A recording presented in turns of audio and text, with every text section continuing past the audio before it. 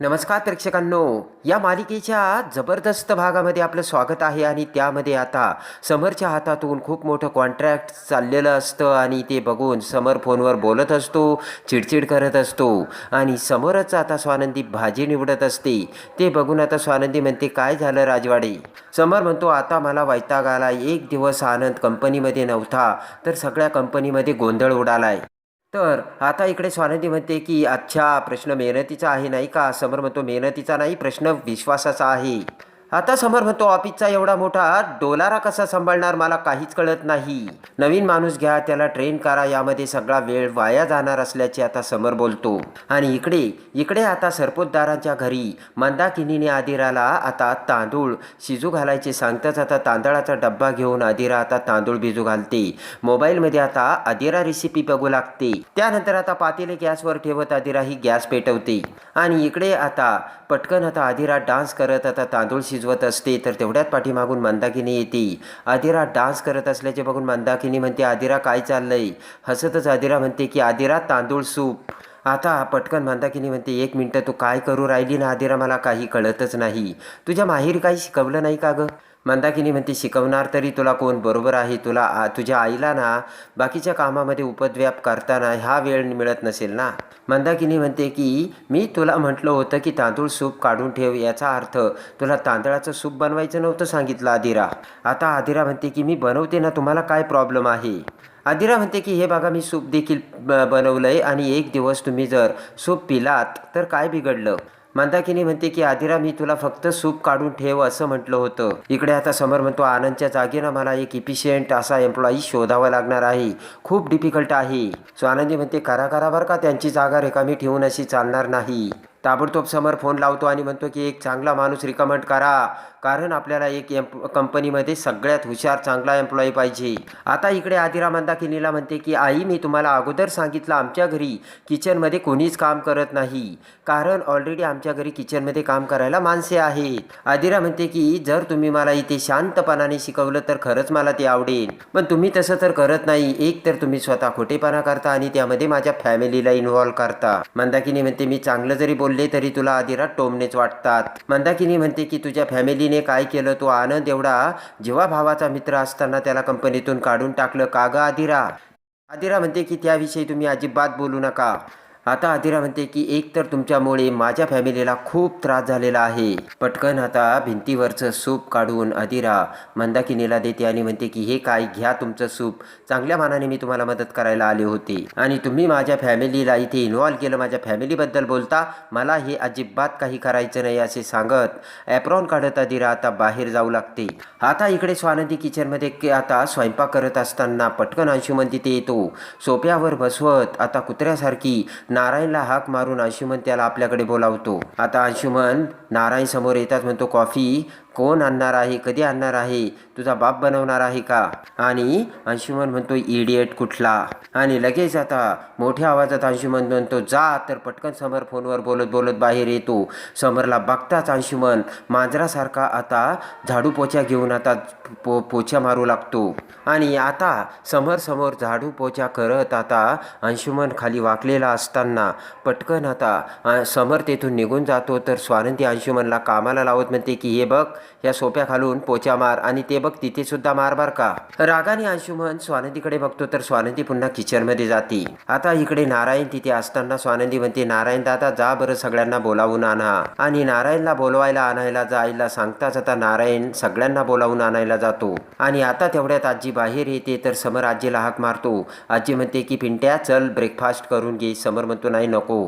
आणि आता समरचा हात धरून आजी आता समरला ब्रेकफास्ट करायला टेबलपाशी आणते. इकडे अंशुमन आता झाडू पोछा कर, सगळे सोपे व्यवस्थित लाव हे काम करत असतो. आणि इकडे आता आजी समरला आता ब्रेकफास्टसाठी खुर्चीवर बसवता. स्वानंदी देखील समर शेजारी बसते. तेवढ्यात मलिका अर्पिता तिथे येतात. आजी त्यांच्याकडे बघत म्हणते, मलिका अर्पिता तुम्ही सुद्धा या नाश्ता करायला? आता हसतच नाटक करत मलिका म्हणते, नाही नाही आई, आम्ही नंतर करू नाश्ता. अंशुमनकडे बघत अर्पिता म्हणते की मॉम बघ ना अंशुमन कसा काम करतोय. आणि एवढ्यात आता आजी म्हणते, पिंट्या बघ किती सुगंध येतोय नाश्त्याचा, तुझी भूक वाढली असेल. आता समर म्हणतो सुगंधही येतोय, घमघमाट सुद्धा सुटलाय, पण मला भूक नाहीये आजी. समर म्हणतो फक्त तू आग्रह केला म्हणून मी 2 घास खाईन. आणि आता आजी म्हणते की एवढी घाई कशाला करतो पिंट्या, शांत चित्ताने खा. तर मलिका अर्पिता आतमध्ये जातात आणि आता समर चमच्याने घास तोंडासमोर धरताच आता समरला आनंदची आठवण येते. शिरा आनंदला किती आवडत होता हे आता समरला आठवतं. आणि आता तो शिरा आनंद किती आवडीने खायचा हे सगळं आता समरला आठवतं. आणि शिरा खाण्यावरून आपल्या दोघांमध्ये म्हणजे आनंद आणि आपल्यामध्ये कसे भांडणं होत होते हे समरला आता आठवतं. आणि आनंद आता तो शिरा एवढा आवडल्यामुळे आता आनंद त्यातील काही शिरा निकितासाठी सुद्धा घेऊन जात असतो हे देखील आता समरला आठवतं. आणि तोंडात घालणारा तो घास आता समर खाली ठेवून देतो. आता आजी म्हणते पिंट्या अरे थांबलास का, गरम गरम शिरा आहे, खाऊन घे ना, तुला आवडायचा ना खूप. तर लगेच आता समर म्हणतो आवडायचा पण आता नाही आवडत. आणि तसाच भरल्या ताटावरून आनंदच्या आठवणीत समर आता उठून आतमध्ये जातो. आणि आजी स्वानंदीला म्हणते की ज्या वेळेस दोघं शिरा खायचे लहान मुलासारखं शिरा खायला भांडायचे ग दोघं. आणि इकडे आता ते ऐकून ते बघून स्वानंदी विचार करते की आनंद दादावरती समरचा राग आहे, पण दोघांमध्ये आता एकत्र दोघे यायलाच हवे. आणि त्यांच्यामध्ये एवढं जर प्रेम आहे तर मग राग आणून कसा चालणार, असा आता विचार स्वानंदी करते. आता अर्पिता मलिका बेडरूममध्ये येतात. डोक्याला हात लावत मलिका म्हणते की जिकडे बघावा तिकडे ती स्वानंदी काय चाललंय हे. हसतच अर्पिता म्हणते की पण मम्मा त्या शिजवलेल्या रव्याचा किती घमघमाट सुटला होता नाही का. मलिका म्हणते हो का, जादा शिरा आवडलाय का, जाऊन खाऊन ये मग. अर्पिता म्हणते दादा हल्ली तिला स्वतःसाठी स्वयंपाक करायला तर नसेल ना सांगत, आजीसुद्धा हल्ली तिच्यावर खूप खुश आहे मम्मा. आणि मला कशी म्हणते अर्पिता तुला काहीच बनवता येत नाही का, सासरी कशी करते ग तू हे सगळं. अर्पिता म्हणते की मम्मा त्या स्वानंदीचा असा तर प्लान नसेल ना दादाला गोड खाऊ घालायचं आणि जाळ्या तोडायचं म्हणून.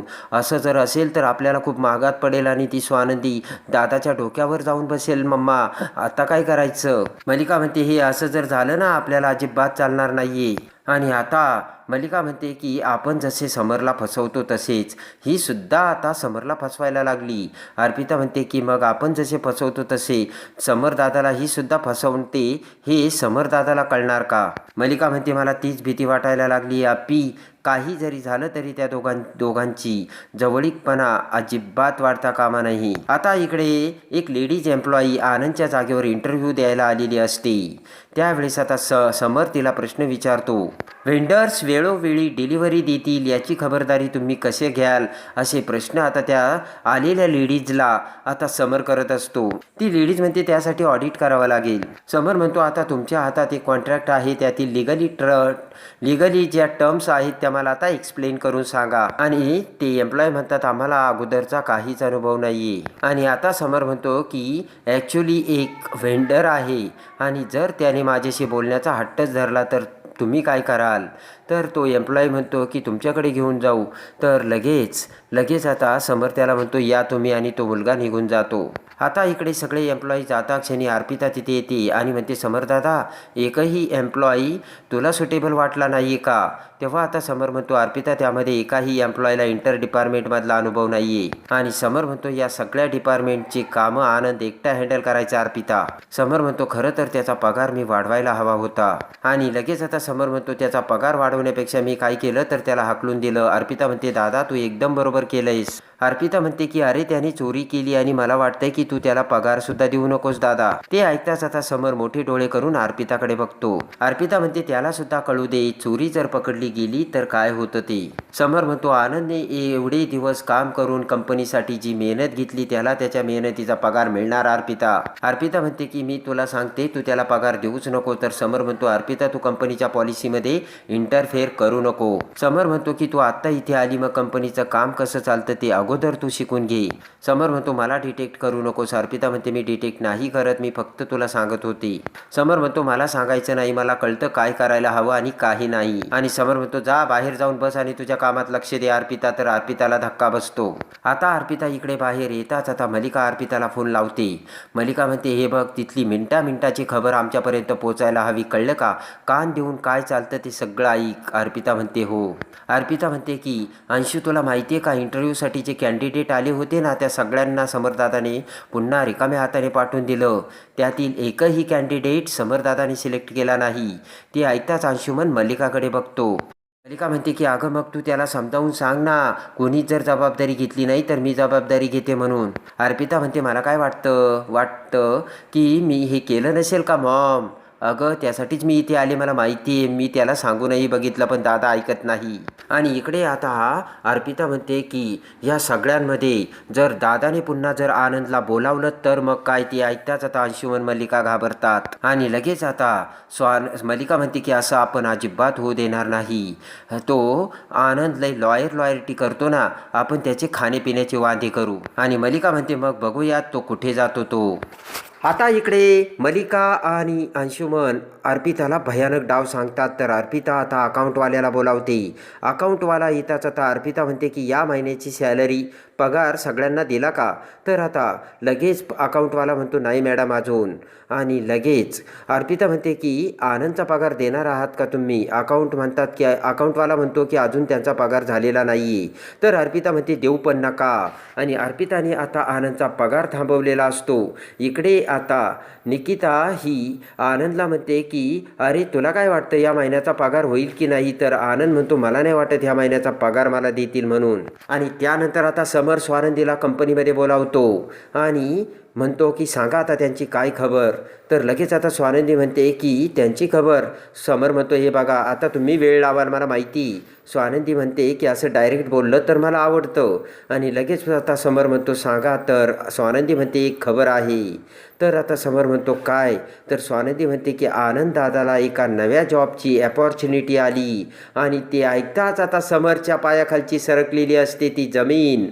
स्वानंदीने आता सगळ्यात मोठी खबर समरला सांगताच समर आता पुन्हा एका झटक्यासरशी कंपनीचा सगळा काही प्रॉब्लेम बघता क्षणी आता आनंदला फोन करून कसा कंपनीत बोलावतो. स्वानंदीच्या एकाच वाक्याने आता समरची आता झांज उडून आता भयानक सत्याचा आणि एकाच वाक्याचा स्वानंदीने धमाका करताच आता समर आनंदला कंपनीमध्ये कशा गलेलठ्ठ पगाराची नोकरी देतो आणि सगळे अधिकार देऊन समर आणि आनंद कसे एकत्र येतात हे बघण्यासाठी आणि या मालिकेच्या डेली अपडेटसाठी आपल्या चॅनलला लाईक करा, सबस्क्राईब करा.